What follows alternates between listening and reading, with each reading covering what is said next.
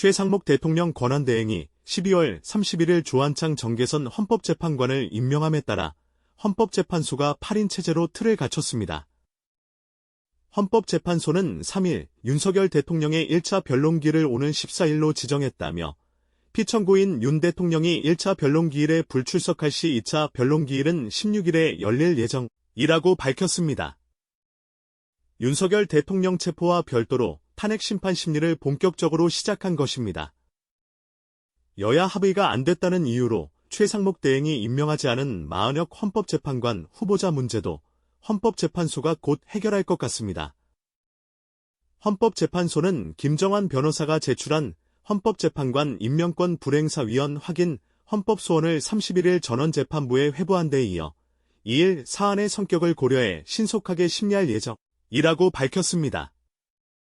국회도 3일 권한쟁 의심판을 청구하고 가처분을 신청했습니다.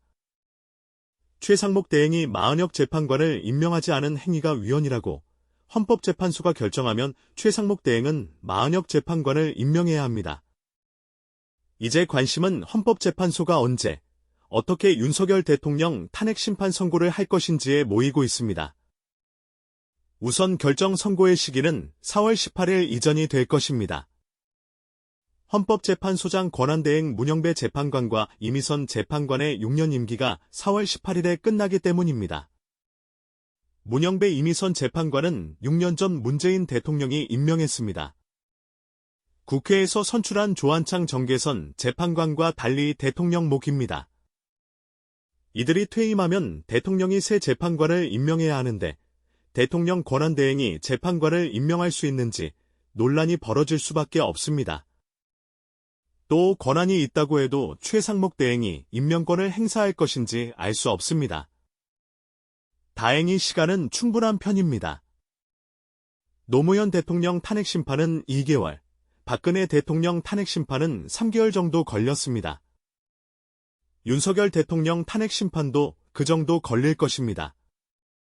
윤석열 대통령 탄핵 심판은 사안의 중대성과 정반대로 위헌, 위법성이 너무나 확실하고 증거도 많습니다. 법률적 논란의 여지가 별로 없습니다. 윤석열 대통령의 대리인들이 시간 끌기를 하겠지만 헌법재판소가 받아들이지 않을 것입니다. 헌법은 대통령 고리 시 60일 이내에 후임자 선거를 하게 되어 있습니다. 아무리 늦어도 6월에는 조기 대선을 치르게 된다는 계산이 나옵니다.